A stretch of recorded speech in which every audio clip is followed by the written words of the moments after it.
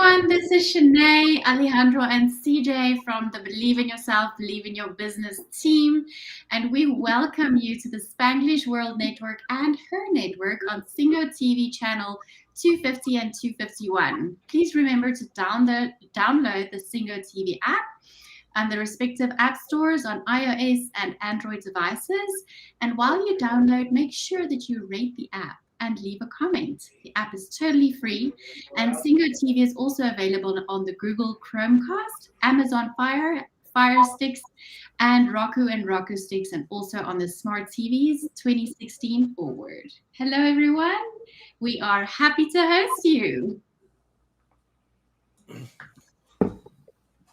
Thank you, Shanei. I believe you are going to start to be doing this presentation. It's much better than me. I have no problem with that.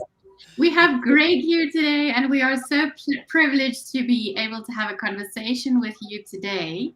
And Alejandro, you're welcome to take over from here. Yes, Greg, thank you for accepting this invitation. This is going to be a lot of fun. This is a conversation with everyone. And if you are having any questions, any comments in regards of anything that we are talking, you are more than welcome to write in the chat and leave us your comments. And we are going to be talking about that also. Just to let you know, we are having our challenge. Business challenge that we're going to be working on in 2 weeks, starting in April 25th. And if you want to register, just go to businessbelieve.com. And we are going to send also the details for that. But thank you for connecting with us today. And Greg, this show is about how you started to believe in yourself, what happened before you started to believe in yourself. I know that you are going to be sharing with us some amazing project that you are doing right now. But before that, I would love to start to know who is Greg, from where are you coming, when you started to understand, okay, I want to become this person, even before you started to be an entrepreneur or something like that, even in corporate. Who was Greg? So we start to have that feeling of where are you coming from. Well, thank you very much. It's an honor to be among you, and if I can help with helping other people understand what I'm doing and maybe in their lives, I'd be honored. I started off as just a kid on Long Island, and I found I had I was pretty smart, and I had some talent as an athlete, and I competed at a very high level in a couple of sports as I was growing up. And one of those sports ended up getting me recruited to some nice colleges. Ended up going to the University of Pennsylvania in Philadelphia, Pennsylvania. And then I was there for fencing. And that's a sort of a rare sport that you don't really know that people are fencers unless you see them at a fencing strip. It's not like they're walking around with, football gear, or that they're, a boxer or something like that. And you can tell what they do. Fencers are all different shapes and sizes, and they, when they're fencers, if they're at the fencing club or strip or in a competition. And so you feel like you're one of maybe very, very few people who play the sport. I found the same thing with other sports that I played. It's not like baseball, basketball, football, hockey, where everybody's supposed to be playing it. You see it on TV every day, and not so much in other countries, but here in the United States, it's pretty much a oligopoly. It's either baseball, basketball, football, hockey. Every 4 years, you see the Olympic sports, and it's sort of frustrating playing the other sports. And you do feel like you're sort of an orphan. So that's how it was when I got to college, and ended up hurting myself my first year in school, and really badly. My three bottom vertebrae separated, and I couldn't fence anymore. So that sort of put me in a depression, and I was wondering what I could do, and what about all this sports that I love doing. And it was sort of hard to come out the other end, but luckily I could play other sports. So I ended up playing tennis, and I played squash, and I played squash throughout college.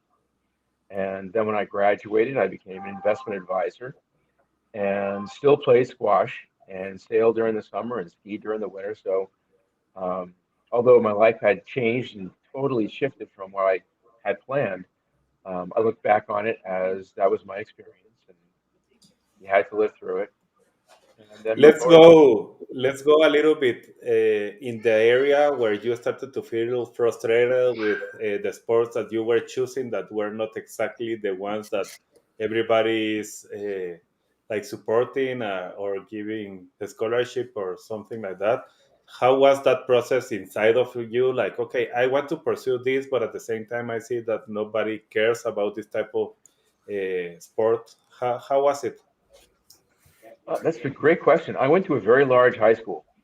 We had 1,600 kids in my graduating class, so it was pretty large. And luckily, there was enough funding for a lot of different sports. So I think one of the things that happens when you're in a school that does a lot of sports, and I know that a lot of schools outside of the U.S. don't have sports in their schools. Everything is extracurricular. Um, you are you're lucky because you have all your teammates around you. And when you're particularly in a high school and then a college team, there's a team room, there's a trainer down the hall, there's you're in this big gym with thousands of other people who are playing sports. So you don't feel that you're the only kid who's playing your sport. There's a lot of kids playing other sports all around you. So I was sort of shielded from that feeling until I got out of college. And all of a sudden, you're thrust out in the world, and you don't have that connection with your sports. And it's just, you have to start going out and finding that community.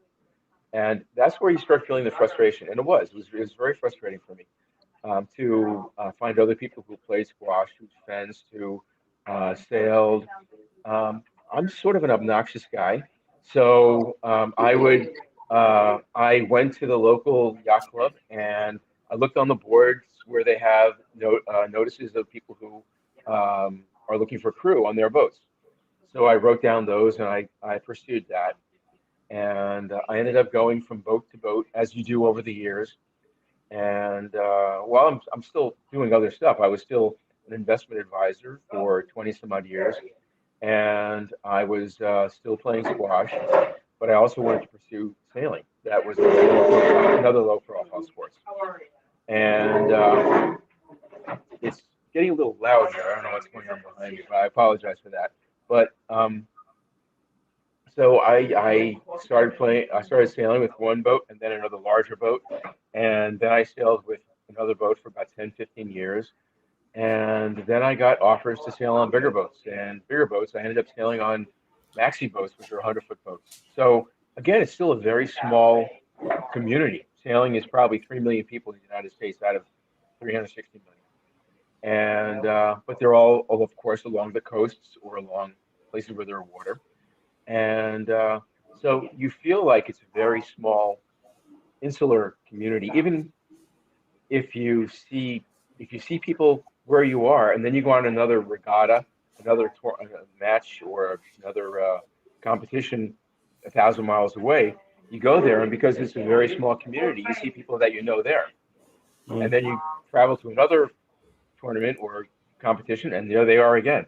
So the great thing about lower profile sports is that because it's small, you end up seeing the same people over and over, and throughout your life, you see the same people over and over.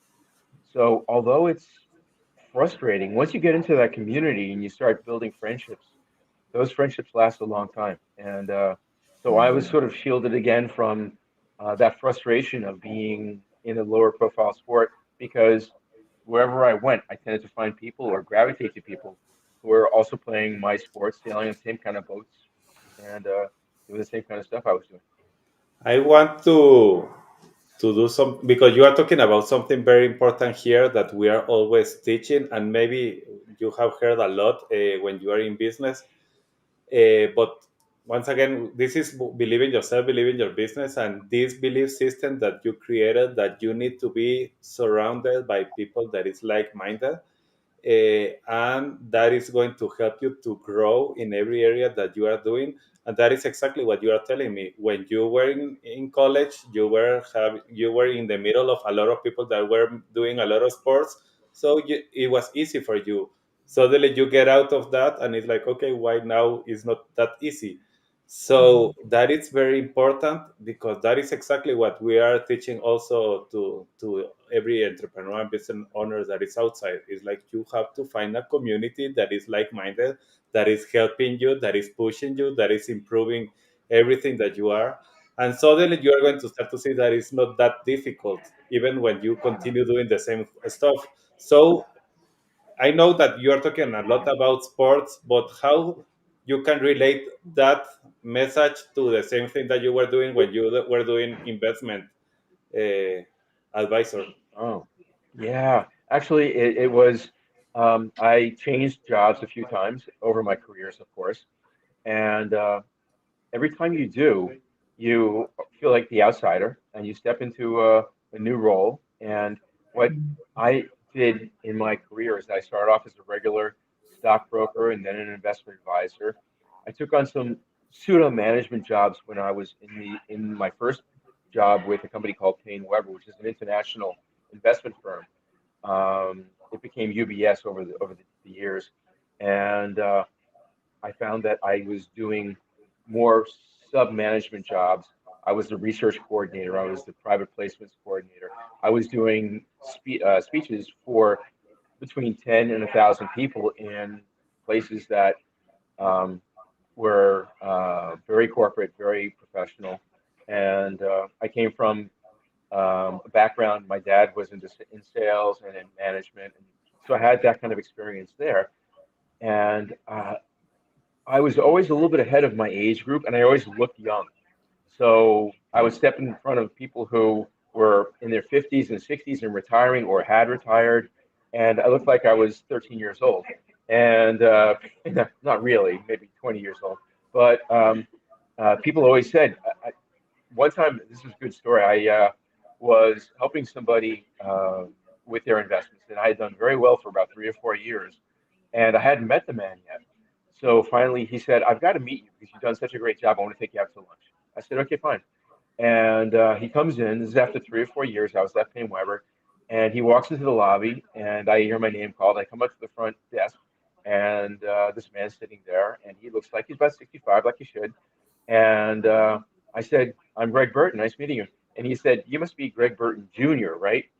You look like you're 12 years old." And I said, "No, I'm the guy you've been talking to for the past 3 or 4 years who just made you 20% per year on your money." So but that's been one of those things that was comical, but was something that sort of keeps you guessing as to what your perception is, how people perceive you in life. And I think that's something of that imposter complex that people always are concerned about. Like, do I really fit in? Am I good enough? Am I able to do this role? And I've seen that a lot in my career. There's been people who couldn't step up because they didn't see themselves as uh, competent and appropriate for that role. And I think it's something that you have to overcome. I think kids do when they get out into college. They're out of college, they get their first job, and there's that doubt, that self-doubt that is there, multiplied by the fact that people are doubting whether they can step up to that position. So I see that a lot. Mm.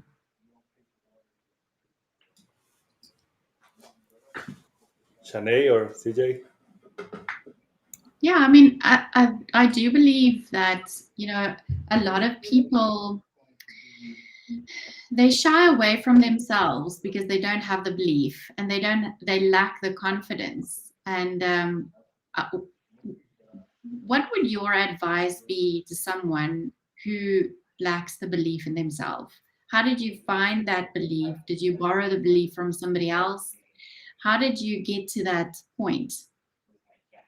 Um, I had a good mentor. I had a few good mentors who said you could do it, step up, and that's one of the things that I do recommend is that when somebody is getting into a position, a new role, find someone who does believe in them and who wants to believe in them, and can guide them through meeting new people in the office they're in the company they're in, and someone who can say, I believe in Greg. Greg can step up to the plate here, and it also had you have if you have a good resume, you can show that off. And there's a term, there's a phrase that people use, um, fake it until you make it, and that's that's something that actually is it helps. You just look at yourself and you in the mirror, you say, I can do this, and then also to figure out what it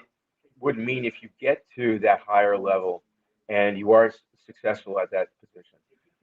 For me, it was, for investment advisors in general, when they first start off, it's okay, I have to make this much commissions, I have to get this far, I have, what are my goals in making these commissions, and what does that mean, and how do I, all that around getting to the next level. And for me, it was like one of the signs of my getting to that next level was getting a good car. So I took a picture of the BMW that I wanted to get, and I hung it on my wall, and I said, "This is my goal, and these are the steps I have to do on an hour-to-hour, day-to-day basis." I had a book, a diary that had all the days on it, and I would go out 2 or 3 weeks and write down in that diary, "This is what I want to do this day, this day, this day, this day, this day."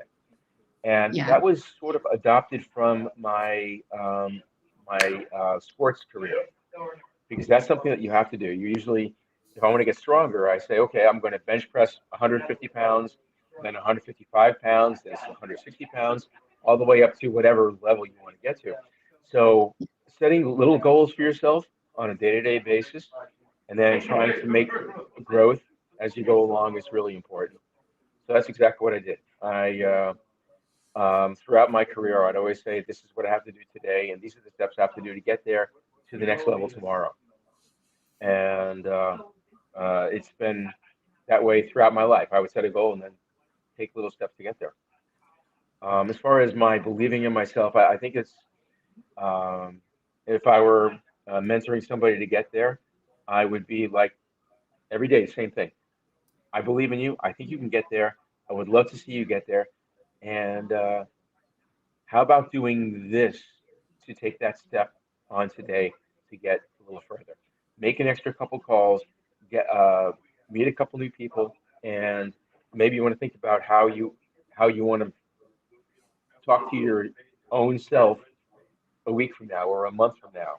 What do you want to tell yourself today from yourself a month ago and a month forward, and then see how that progresses. Okay. It's amazing what a big impact sports have on a person. Because when I was in still in school in like preschool, um, and I started doing gymnastics, and that has taught me so much, even through business. You know, to press through, even if you think you can't, even if you think that your legs are gonna break, or you're gonna fall, or whatever. You just get back up and you just do it again. And I mean, it's such a nice game. Well, when you look back at it, it's such a nice game to play because you know that when you press through, you will persevere. And I mean that for me was really exciting. Well, I actually did gymnastics for a couple of years also. And there are a couple of things in gymnastics that I think also lead to your future. First of all, the way you do it, the way you do gymnastics, you do um, headstand and then a handstand, and then you start doing flips and other stuff in gymnastics on floor exercise in particular.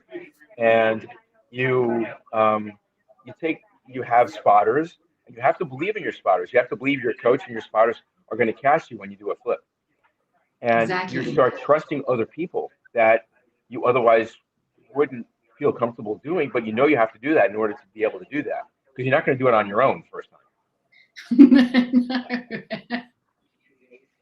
And also, there are foam pads that you fall into or jump onto or do your flips above, and by having a soft landing pad helps a lot too. And I think that also comes back to how you do your business. If you know that the rest of your life is safe and you have a fallback and that you can take steps and try things, especially as an entrepreneur, you need to have either a comfort level with taking those bold steps, or a little bit of a aggressive attitude. You have to say, I believe in this that much that I'm going to go for it. And I have to say that's what I had to do. I went from having a very good career in my investment world to hanging up taking down my sign and going out and taking the steps to become where I am now, building a website for athletes. And it was very, very hard for me to believe in myself enough to do that. But I have to say, I had a vision that was so clear. It was sort of like a gift from God, Yeah. I hope. And I'm seeing it now where it does feel like it was, ordained, if I can use that. Um, I was, my investment world is mostly around tech portfolios, investing in AOL and Firefox and all the other Yahoo, all the other tech companies back in the 90s and in the early 2000s. They had gone through a big bust in the tech world, but I still was doing the right thing, and our investments were doing pretty well. One day I woke up, and I, at the time, I was helping coach a fencing team. I was coaching my kids' soccer team, and I was playing squash on the national level, and the nationals were coming up, and how to get the registration materials to sign up for the nationals. So I woke up, and my vision was this cloud in front of me, and on the left, I was reaching out into the cloud for Hungarian fencing swords, which are the best ones in the world, but they take 6 months to get usually. And then I reached out in front of me and I grabbed the soccer cleats for my kids' soccer team. And then I reached out to the right into this cloud and I grabbed the registration materials for the nationals for the squash tournament. And I had this vision and I said, what I just did is I reached out into the internet and I grabbed all these things right out of the internet sitting in my desk. And that was my epiphany. And I saw that the web was heading toward a direction that all that stuff was available. And so that was where I started. And so I realized that I had to make a big move, and that was my bold move, and I Yeah. had to believe in myself enough to get there. And I have to tell you, there have been times over the past 18 years where I was ready to give it all up and go back to the investment world that I could pick up anytime I wanted to. But I kept going toward where, we got to the point where we were about to launch a site and apps in a couple of days. So That's awesome. And how did you, when you felt like you wanted to give up, how did you get past that? How did you motivate yourself and kept going? great question. Um,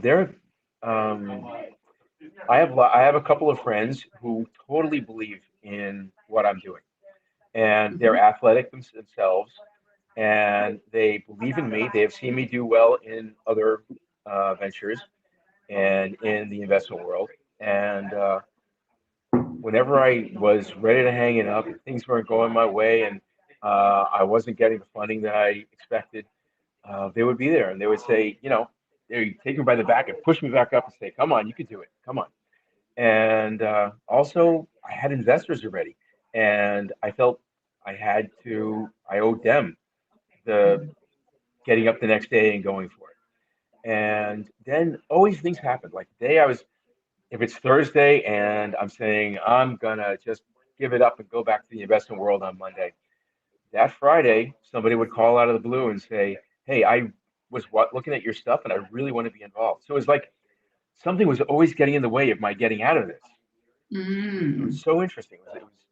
Yeah, again, it was like there's something going on that is saying I got to keep going at this. So yeah, Wow. And tell me, Greg, when you move from the investment side, that at the end was like, okay, you have been doing this for so many years that you can be like, yeah, I can do other stuff, but I always can go back. How do you feel when you decided, like, okay, I am going to pursue this thing that you're going to tell us more about very soon? But before you started to create this new project, what motivated you to, okay, I am going to change everything that I have done until now because I want to like mix both things, because it's a part of investment what you are doing and a part of sports. So at the end you are mixing both passions, something that you have been doing all the time. Yeah, and also the management side. I was managing an office of 100 people at the time, and so I had a lot of experience in doing that kind of stuff, and all those passions and all the knowledge that I had combined at once into one thing. But I tried to make them overlap as much as I could. I tried to do the investment thing and continue working on the beginnings of the website that I was going to do for sports. And after about a year or so, yeah, it was I was running out of time during the day, and I had to make a decision. And there was one day I was sitting at the university club in the city in the library. I was doing my investment thing on my laptop, and I was still trying to decide if I wanted to do this in the first place. And I looked across at the library shelves in front of me, and there were the census report from 2000. So I said, this thing's been bugging me, and I've really been thinking about it. And let's just see how many people are playing these lower profile sports: fencing, field hockey, squash, sailing. And again, I thought there were just a few people playing these sports. So I grabbed the census report, I opened it, and that's when the light went off. It was like I looked at the census report and I saw that there were about 12 million people who were playing baseball in the United States. I kept going a little further and I saw that 14 million people were mountain biking. Now, that didn't make sense at all. So I kept reading, and then I read basketball had about 18 million people playing basketball, and they were already back then. This is in 2000, had 20 million people playing soccer, and you never saw soccer on TV back in 2003. And so I all of a sudden realized that what I thought was exactly the opposite of what was really the truth. That only 20% of the people who are playing sports in the United States are playing the sports you see on TV. The other 80% are playing the lower profile sports, all these other ones. And I did a presentation that is on my YouTube video that I just put up a couple days ago, yesterday, and has this little ball. And this little ball are those five mainstream sports, quote unquote mainstream sports: baseball, basketball, football, hockey, and golf.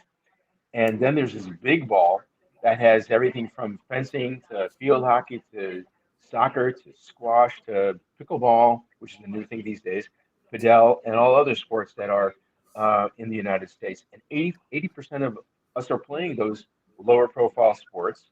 80% of the money that goes into sports is going into these low profile sports. And I realized back in 2003 that everybody else is missing the boat, that ABC and NBC and CBS are all wrong, and that these other low profile sports is where everybody's passion is, where everybody's money is being spent, where everybody's time is being devoted. And I realized that not only do I need this, but there are 220 million people in the United States who would rather be watching their sports and their passions on TV than watching these other sports that really are just spectator sports, but not so many people play. Yeah. So that also was that epiphany that I have to do this.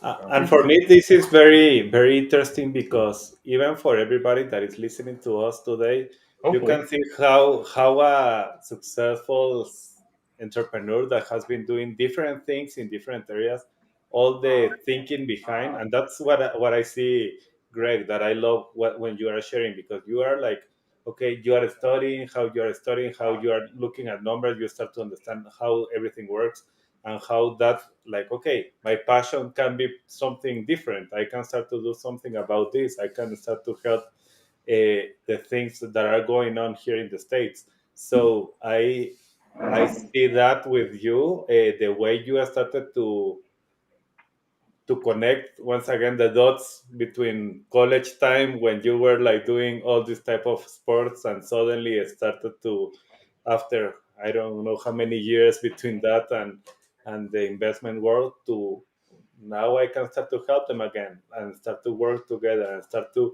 put them together. And once again, the same thing that I was telling at the beginning is like, what happens when you are surrounded by people that is thinking like you are going to start to grow, you are going to start to become better. It's going to be easier. I am not saying that it's easy what you are doing, but it's easier when you are surrounded by people that it's thinking like you, and it's like lifting you if you are like trying to get out. you know Yeah, it definitely helps to have people who are like-minded, and that is what I felt I had to give back to the sports community because I was, it was a gift to be in a high school that had the kind of sports that I wanted to play. It was a gift to be recruited to college for a sport, and then it's even more of a gift to find a sport that I could keep playing after I injured my back, and all while being in college. And then when I got out, it was a gift that I could find that I happened to be in a place that had sailing and that was close by to skiing and other stuff that I love doing, and that had squash courts around it. Because frankly, in the United States, there aren't that many squash courts, and they're in the main cities. They're really you won't find that squash courts in Idaho or Montana, especially back 20 years ago. And so I was lucky to be in a place where that was, and I was lucky to have people around me who wanted to help me get better.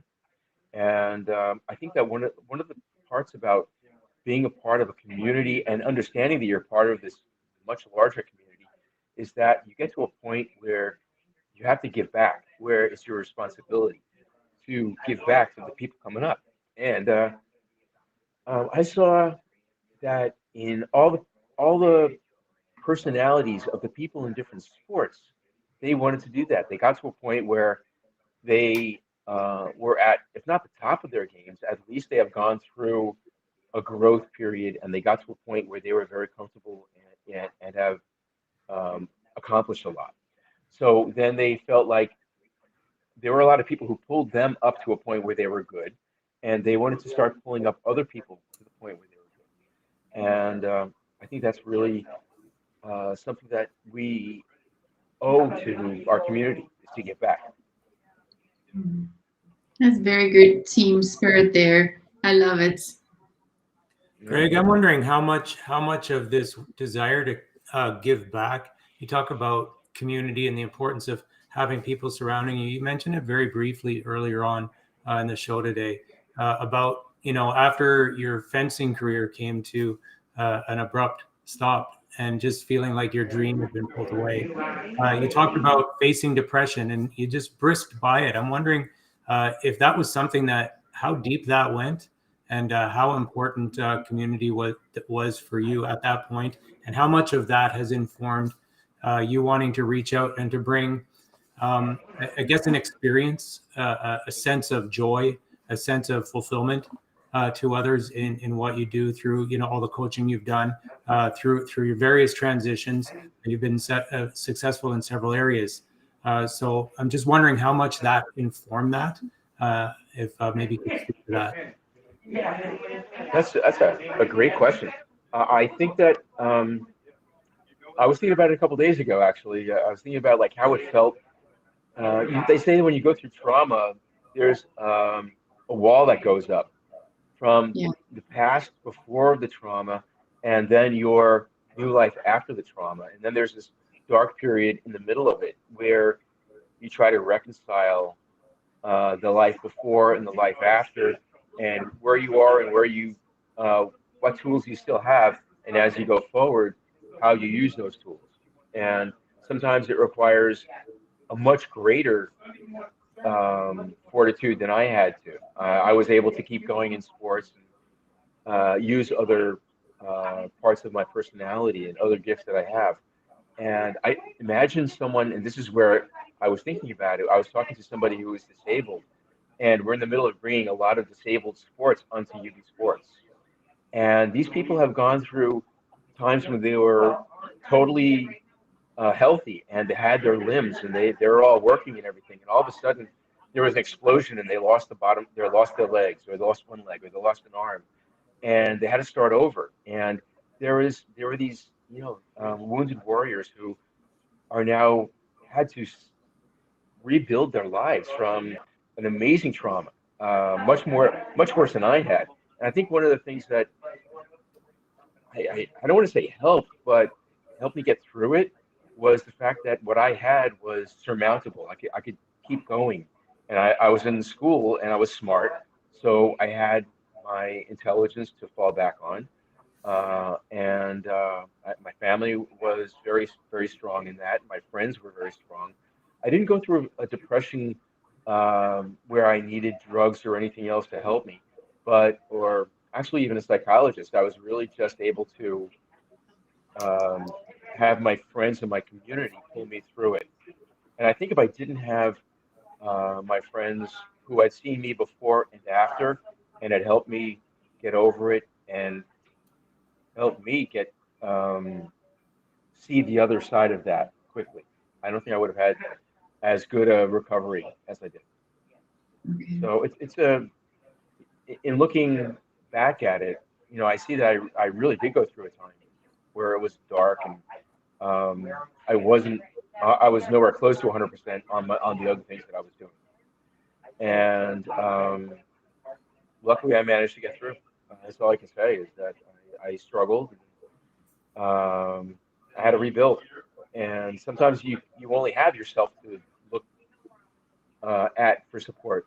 I was lucky to have a lot of friends around me and my family and my other sports and the other teams that I could join to get through. That's another interesting point I think that you bring up, actually, Greg, is that, community was just there. And I wonder how much we actually take that for granted. Because you also mentioned the difficulty that you faced after leaving, post-secondary education when you went into the world and had to look for those communities. Did you find during that time there was a shift while you were looking for it, like as an in-between stage, that there was perhaps a sense of a sense of a lower esteem or maybe a lower experience in that time as well? I just want to kind of unpack that a little bit as well. I think we all do. I think we all experience a point where you went from, and I think it happens when you go from in the United States. There's junior high, which goes up to ninth grade, and then there's high school, that's 10th to 12th, and then you go to college, and that's 4 years there or more, and then you go out to the real world, and it's another. I look at it like you start off as a guppy, and at the end you become a shark, and you're a little fish in a big pond, and all of a sudden you're the big fish in the pond, and all of a sudden you end up going to the lake, and then you go into the ocean. Every time you do, you're that little fish, and you're prey basically, Yeah. instead of the guy gobbling everybody else. And it's it's a growth, and you have to accept the fact that you're going to be a guppy sometimes, and it's going to take you a while to get your fins under you in this case, and to start being able to um, feel comfortable in that new place, and then become strong, and then like the big man on campus until you graduate, and then you're not anymore. So yeah. That's wonderful. And really, what you are saying that about the community that helped you during those moments, what I see is you have been always looking to be part of a community. So that's why it's not like, okay, I had a family and some people doesn't have them, but it's exactly what is happening because you are looking for that all the time. That is why you need that support. It's not something that suddenly happens. You have been doing that all the time and all your life, and that's why we are focusing a lot on this because that is exactly what you are trying to create with your new website, is to start to create a community that people is like-minded and that is doing exactly this, and that you are going to be supporting other guys that are doing these sports that maybe are not in the mainstream and nobody knows that it's important. So if you see at the end the question that we have been doing to you and the way you have been answering is exactly what you are trying to do now, and it's talking about community. You see how important that is in every area of your life. You have been with different struggles, completely amazing struggle, that even mental health, that you know that right now is huge because of this COVID and all the stuff that it's happening in the world. But at the end, what you are telling us is, for me, the community has been the one that has been helping me all the time in the different areas, and being with like-minded people that is like, okay, I don't believe in myself, but he's believing in myself, so I have to take it out on, and I have to do something amazing because they are believing in me. So that is huge. Also, it's one of the things that I wrote this article about what I'm doing with UB Sports, and I feel bad about plugging it all the time, but this is a it's an outcropping of who I am and what I do, and what my belief system is about the community. And I think whenever you take up a sport, the first is something that we probably did back when we were cavemen, is you look for a community. If you take up fencing, for example, all of a sudden you have to find that's a pretty strange sport, and you have to then actively go out and find a community that wants to fling swords at each other. If you decide you want to be a good cyclist, you have to go find a cycling club. You have a bicycle, you can buy the bike, but then what? Then you have to learn how to be a better cyclist. You have to learn.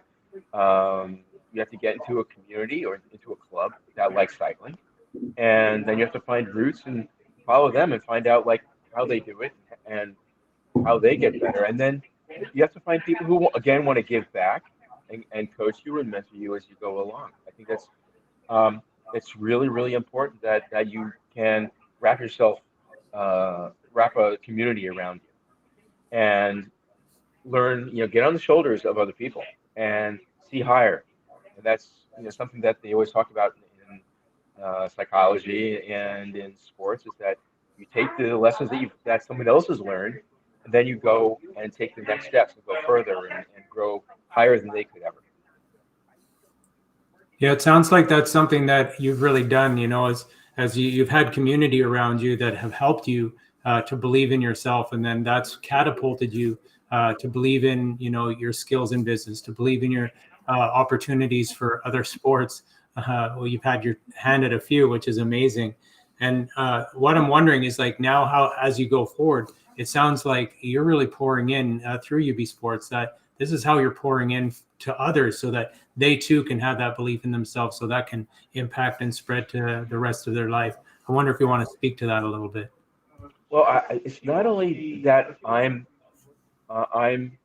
pouring that presence of mind to other people and to give that. I'm actually giving people the ability to do that. Whenever we take on a new sport, let's say we take on pickleball, I reach out to people who are at the top of that game, and I say, here's an opportunity where you can help put the proper resources in front of everybody who plays that sport that come onto UB Sports, and you can help these people from day one. You can communicate with them and say, this is a great sport. It's really great that you're joining it. I really think that you'll have a lot of fun doing it. Whether or not you get really great at it, you're going to have a great time learning about it like I did. And it took me 5 years to get where I am. I'd love to, tell you that you can take what I've learned and go those 5 years and get better. I think that's every coach and every person who's gotten to a good level, if they have uh, um, the right character, they're not looking for themselves anymore. They're now wanting to give back, and they want to help the next people coming up. And that's, I think, part of you as a part of community. That's what you want to do, and that's primal. I think that's something that's born into us, and born into any. You see dogs doing the same thing. Cats do the same thing. They are taking their puppies and their kittens and they're saying, "Here, this is how you walk. This is how you go to the, go to the food. This is how you eat the food. This is how you catch the bird. However it is." There's always someone who's got more experience and more knowledge, and they're going to help you get to the next level if that's their personality. And I think that's part of our breeding. That's what we do. Amazing. So, and I really love everything that we are talking here, because that is exactly what we are doing with this program, and well, with everything that we are doing together with Shanei and CJ. It's about creating a community that believe in you, that believe in people, that really wants to improve their lives and the lives of others. So that for me connects very well with what you are doing, Greg. I know that when we talked a few weeks ago, we were talking exactly about that. Like, wow, this is amazing how you are creating this community to help people and sports guys to be like mentally and like growing in the areas of their expertise. And that is exactly, once again, what we are doing in our every workshop that we are doing, every challenge that we are doing, every program that we are doing every Wednesday. It's about creating a community of people that believe in themselves, that believe that they can do it. And if you don't believe in yourself, you can borrow our belief in you. And that's exactly what we want to do. And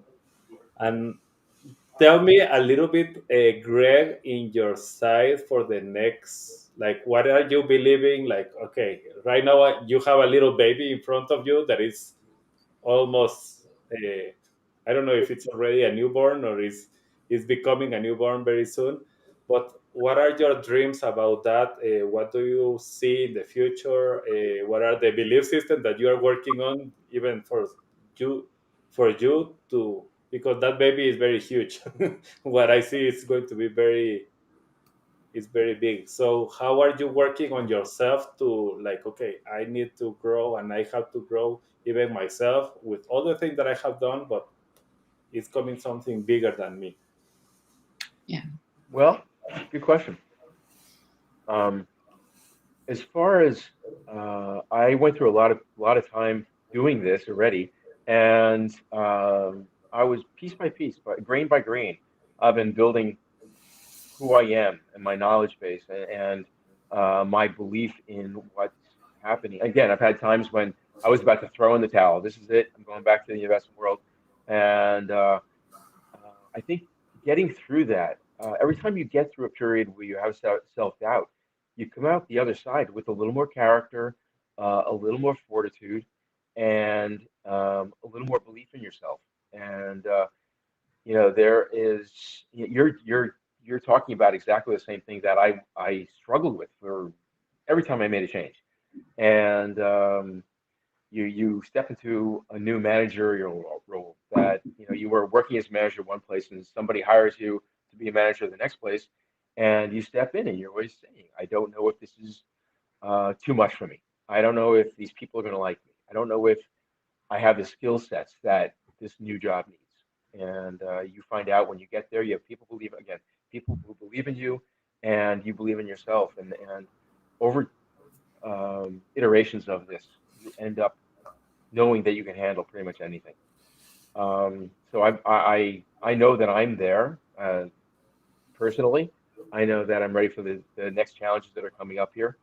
I know that I've found people who can uh, take on the parts of um, this job, the next part of this experience that can do things better than I can. I think it's another part is that you have to be very comfortable with delegating and feeling that you're not giving away um, too much control. That you have to say, I don't want control of this. This is something that somebody else can do a better job of than I can. Yeah. And that's happened a lot with technology. I have been able to write in 5 or 6 codes, uh, back in languages they call them, um, and this is back before they even had monitors for computers. It was back when you put in like Fortran cards and COBOL cards and tapes with holes in it, and when you put the program into this massive computer that's bigger than a house, you get back. This is back in the 70s. You get back either the results of the program you wrote, or you get back syntax error line 134, and you have to go back to line 134 and figure out what the problem with the syntax was before you can get the answer. You have to take another couple hours or days before you get the answers back, and Mm. it was so arcane 40 years ago, you cannot believe. And now I that was 20 languages ago. So I had to find people who now can handle the new language and write in the code that's being written right now, and that code can communicate to current web technology and current computers and iPads and phones, and that's the progress in technology has just been insane. 20 years ago, 30 years ago, we didn't have cell phones. Then the web came along, and all of a sudden we can communicate with each other around the world. It's just amazing. But certainly it's not, it's something I feel very good about handing off to somebody else. And I feel very good about leading other people in what they need to do. And it's not so much what they do on a day-to-day basis, it's the results they get by putting that stuff together. And that's how you judge them. So we're getting almost to the end of the show. Greg, how people can connect with you if they are looking, okay, yes, I am in the States, and I know that you are planning to launch this globally later. Right now, you are starting with the States. But what are the things that you are looking for right now for your business that maybe you need some help, and maybe somebody from the audience could be like thinking, yeah, I want to be part of that. I want to learn more about that. How they can connect with you? Thank you for asking. There are a number of challenges we look to have as we go forward. And some of them are exciting challenges. Other ones are ones that are just frustrating. Currently, we are in the middle of raising $3 million for the launch and marketing of the company. That will take us to cash flow positive in 2 years. By that time, we'll have over 100 sports on our site. We expect to have about 1 million people on the site in 2 years, and probably well over 5 million people in 5 years on the site. If you look at, we're thinking about 5 million people on the site in 5 years. Instagram went from 0 to 3 billion people on the site in 5 years. So we're thinking very small by thinking 5 million, but that still gives us a company that's worth between $500 million and $1 billion. So people who decide to invest with us now are probably going to make lots and lots of money. But so we're looking for $3 million right now. That's one of our challenges, and probably the biggest one that hits me in the face every day when thinking about keeping our developers paid and our team built and continuing to build that team and all the stuff we have to do around it. But also, we're looking for people who are Olympic athletes, pro athletes, coaches who want to, again, give back to their communities. And each one of these is a community. Fencing is a community, field hockey is a community, squash is a community, skiing is a community, sailing is a community. And people who get to the tops of their games, I would love to speak with them if they want to help give back to their communities and help build those communities on UB Sports. So I think that's the two places that I'm looking for right now that would make our lives so And much the better. best place is that they connect with your website, right? You're right. That's ubsports.com and the apps that are called UB Sports. ubsports.com will be officially launched next week. Our soft launch is coming up in 2 days, and then the apps will be launched next week. They can always call me at my phone number. I don't know if I can give it, but you can cut it out if you can't.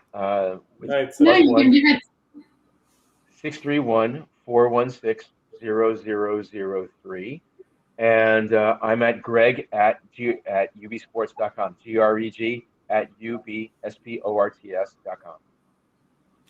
Awesome.